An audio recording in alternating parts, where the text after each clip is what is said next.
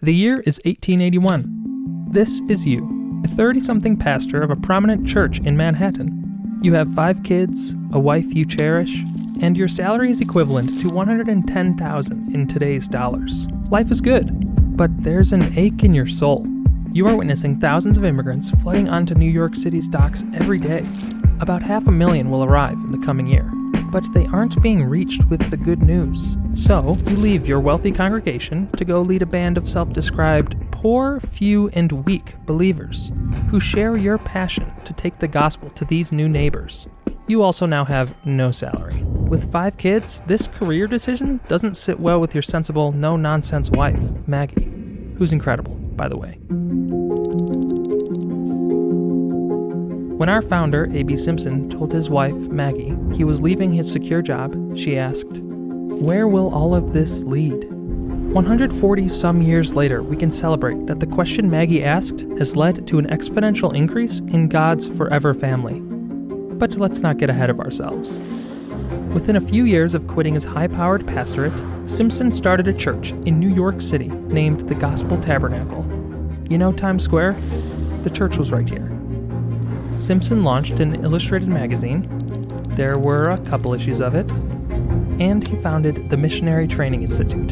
He also wrote a couple books. Well, a lot of books. And now today, the Alliance ministers throughout the United States in more than 2,000 churches and 38 languages. But what about outside U.S. borders? In 1884, Simpson commissioned the first missionary team from MTI to take the good news to the Congo. Over the next 37 years, 30 Alliance missionaries would sacrifice their lives in bringing the gospel to Africa. Yet today, the Alliance churches in the Democratic Republic of Congo minister to more than 1 million believers. And across Africa, there are now more than 2.25 million people worshiping Jesus in Alliance churches. In Latin America, it was a challenge to gain a foothold for the gospel due to ongoing persecution and rampant tropical disease. On a visit to the region, Simpson nearly lost his life to illness, but said the experience helped him understand the dangers our pioneer missionaries faced. There are now more than 379,000 Alliance believers in 20 countries. With pioneering efforts in the Transjordan beginning in 1890, there are now more than 100 Alliance churches across the Middle East. Today, the Alliance is the largest evangelical church in Syria. In the late 1890s, Robert A. Jaffrey left his family fortune to serve in China, French Indochina, and Indonesia. Jaffrey pioneered across the Asia-Pacific region to advance Christ's kingdom, but these efforts weren't met with a warm welcome. In 1900 in China, the Boxer Rebellion resulted in the massacre of 21 Swedish CNMA missionaries and 14 children. Their sacrifices and that of Alliance workers who persevered in ministry in the decades following resulted in the good news reaching the far corners of the continent. Today, there are more than 2.4 million Alliance believers across Asia, with over 1.3 million in Vietnam alone. In North and Central Asia, as of 30 years ago, missionary work was illegal.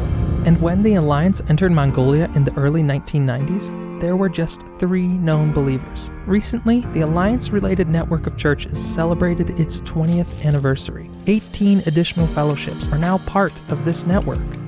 In gospel-resistant Europe, the Alliance is seeing spiritual breakthroughs in Spain, Germany, France, Portugal, Italy, the Netherlands, Bosnia, Kosovo, Montenegro, the UK, Ireland, Poland, and Ukraine.